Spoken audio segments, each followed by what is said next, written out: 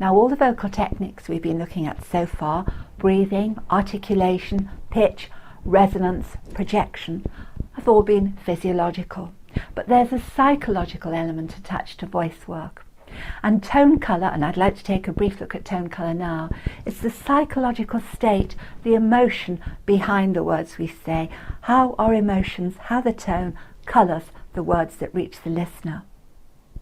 Now, if you feel weary, tired, lacking in energy, then your voice is going to be flat and dispirited. And as a result, listeners will feel that, they'll sense it. That might provoke lack of interest, lack of commitment, even discipline problems. A teacher needs to have a vital, animated tone. A lively voice, an interested voice, a committed voice to the material that's been spoken will encourage listeners, pupils to feel the same, because remember, listeners reflect the tone we hear. Now we'll just do a couple of exercises on tone colour. Have fun with these. Each of us will have our own range of different tones, but during the teaching day there'll be several tones that you will find yourself using frequently. You'll have to be calm and instructive, give information, show disappointment, frustration. Well, disappointment actually better than frustration. Be firm and authoritative, and praising, encouraging. Now, I have said, of course, that it's much easier on the voice if the emotional state reflects the mood of the content. But of course, you can't afford to actually feel those emotions lesson after lesson, day after day. You'd be absolutely worn out. So you just get enough emotional state to make the voice sound authentic, just as an actor would. Let's see, for example, we need to be calm because we're giving instructions.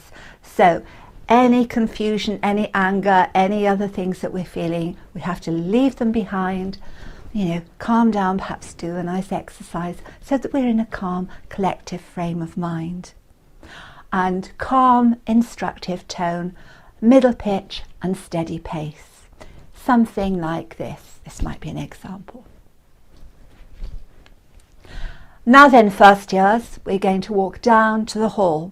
We're going to walk smartly and quietly. Sit in our usual seats in silence whilst the rest of the school enter. Readers, you go to the front of the hall and take your place on the front row. When the head enters with his guests on stage, we'll all stand and sing the school hymn. Any questions? Okay.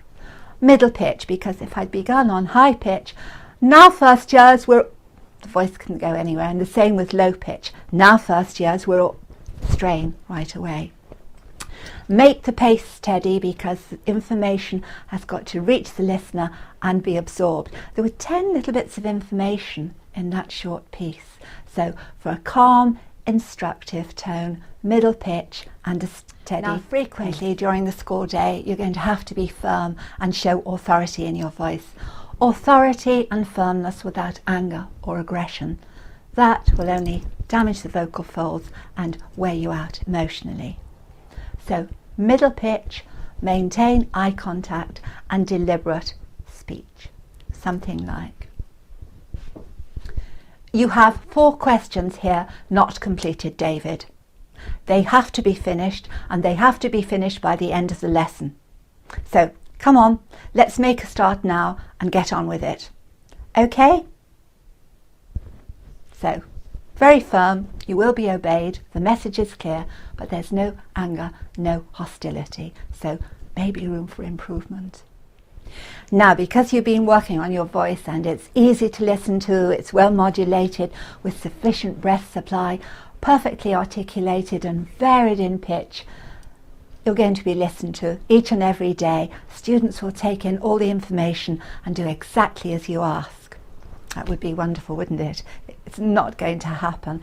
And so frustration, despair is going to happen, but a frustrating tone, a nagging tone can be quite wearing. It can be quite wearing on you vocally, and it's wearing to the listener. So try disappointment. A disappointed tone can still get the message across, but it's less, damaging to you, less debilitating. Something like, okay. I was really disappointed with this work, James. I know you find it difficult, but I had thought you were making an effort. I expected you to do far better than this. Look, let's try it again, shall we? Okay, it's leaving it open. There's room for improvement. You're showing your disappointment, but you're not nagging. You can even exaggerate that if you want to make it even more so. I was so disappointed with this work, James. I know you find it difficult, but I had thought you were making such an effort. I expected you to do far better than this. Look, let's try it again, shall we? And so on. But think disappointment rather than frustration and nagging. Now, lots of the times during the teaching day, we're giving information, we're recapping, we're giving information over again. Sometimes if we have two particular year groups, it's the same information. It can be lesson after lesson. Now, just as an actor will have to say the same lines over and over again during each performance, matinee, evening, next day, and so on, he has to make those lines fresh, appear as though they're just coming into the head. They have a new life, they're spontaneous, they're enthusiastic. Try then, if you are recapping, especially at the start of the lesson, to have an upbeat tone, a proclaiming tone. This will help you to energize yourself vocally, and it also helps the listener to take in the information. An example might be proclaiming tone. Right, okay, now what do we know so far about nutrients? 5 main nutrients: protein, fat, carbohydrates, sugar, starch, fibre, vitamins, vitamin A, B, C, D, E, K, and minerals, calcium, iron, phosphorus, and zinc. Okay, lots of energy. So even if you don't feel too upbeat at the beginning of the lesson, proclaiming tone will help you, and it will certainly help the class to retain the information. It's absolutely lovely when there's a chance to praise, encourage, and congratulate. The events leading up to the occasion may have taken their toll. It may have been a long, hard slog, and you may think the achievement is rather grudging. Nevertheless, just commit to the word, and if you do have the chance to praise and encourage, give it your best.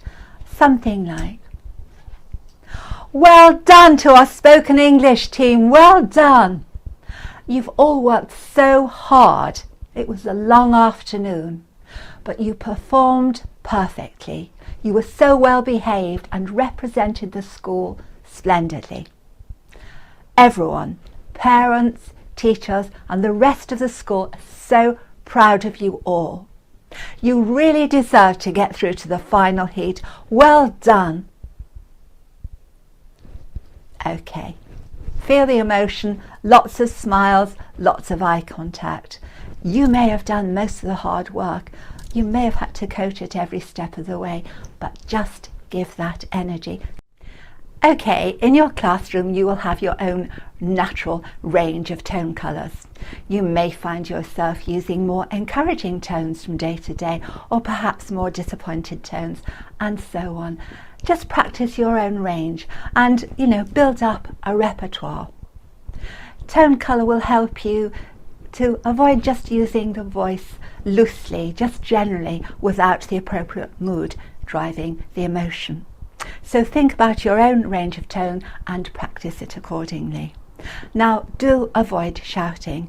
Shouting will get you nowhere. Once the voice is raised, there's nowhere else it can go, and of course there's lots of strain in the upper body area. Obviously, if you always manage to get your message across and you have a quiet delivery, then shouting on the odd occasion will have impact. But then again, if you're known to lose your temper and students know you will shout, then invariably there will be many students who will just aim to provoke just that, and you will be encouraged to shout. So avoid it where possible. It also takes too much wear and tear out of the vocal mechanism, your body, and so on. So remember, However you use your voice in the classroom, particularly tone, will affect everything from the way a class behaves to how much information they remember, how much information they process, and it will also affect how you feel at the end of the day.